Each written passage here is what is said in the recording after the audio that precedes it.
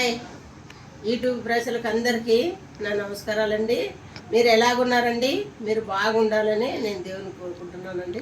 నేను కూడా చాలా బాగున్నానండి.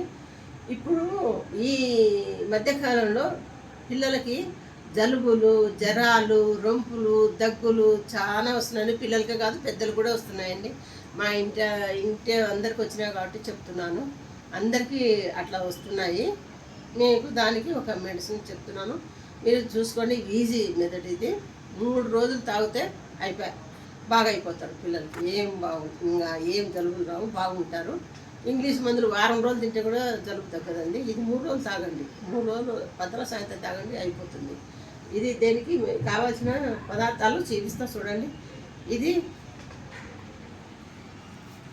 కృష్ణ తులసి తీసుకుంటే ఇంకా బాగుంటుందండి. కృష్ణ తులసి ఎంత ఉంటుందంటే నలుపు ఉంటుందండి ఇట్లా కాడల దగ్గర కృష్ణ తులసి. ఇది రామ తులసి అండి. నాకు ఇదే దొరికింది, ఎందుకంటే ఎండలకు దొరకడం లేదు. ఇదే దొరికింది నాకు, ఇది తీసుకున్నాను. రామ తులసి ఇది 2 రోజులు 2 భాగాలు చేస్తాను. మా ఇంటి పక్కన ఉన్న పిల్లలకి 6 మంది పిల్లలకి జలుబు చేసిందండి. చాలా జ్వరాలతో పన్నారు. అందుకోసం ఎంత కష్టం చేసి తీసుకొచ్చినాను. ఇది చేసి వాళ్ళకి పక్కన ఇస్తాను.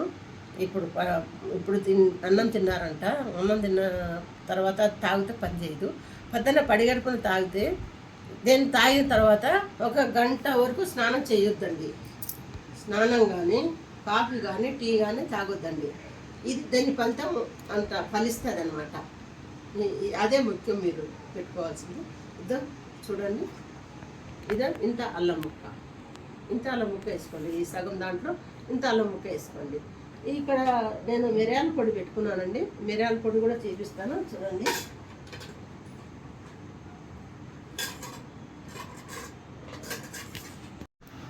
ఇది మిరియాల పొడి అండి. మిరియాలు 4-5 వేసుకుని సరిపోతుంది.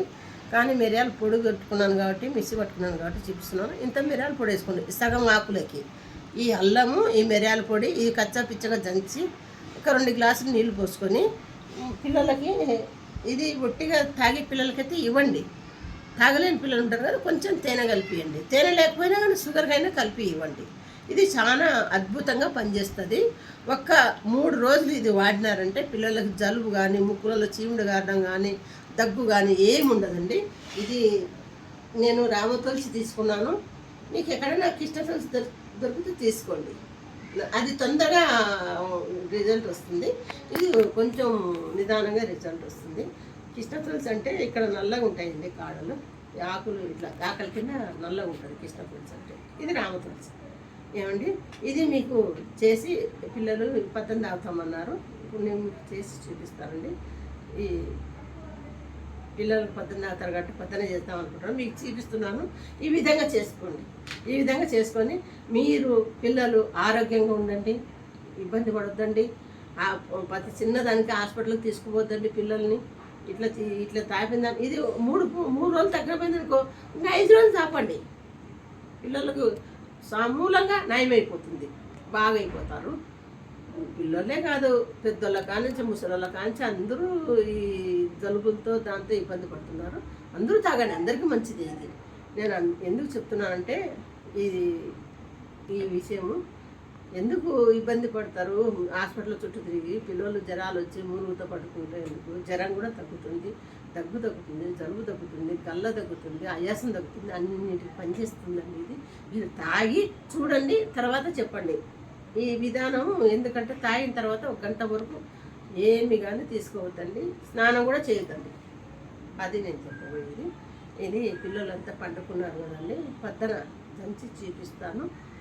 పొద్దున మీకు వీడియోలో పెడతాను. పిల్లలందరూ తాగుతారు, చూపిస్తానండి. పొద్దున చూడండి. దీన్ని నేను మీకు కావాల్సినది ఇప్పుడు చేసుకునేదానికి పదార్థాలు మాత్రం చూపిస్తున్నాను. మీకు నచ్చితే నాకు లైక్ కొట్టండి, సబ్స్క్రైబ్ చేయండి. ఓకే.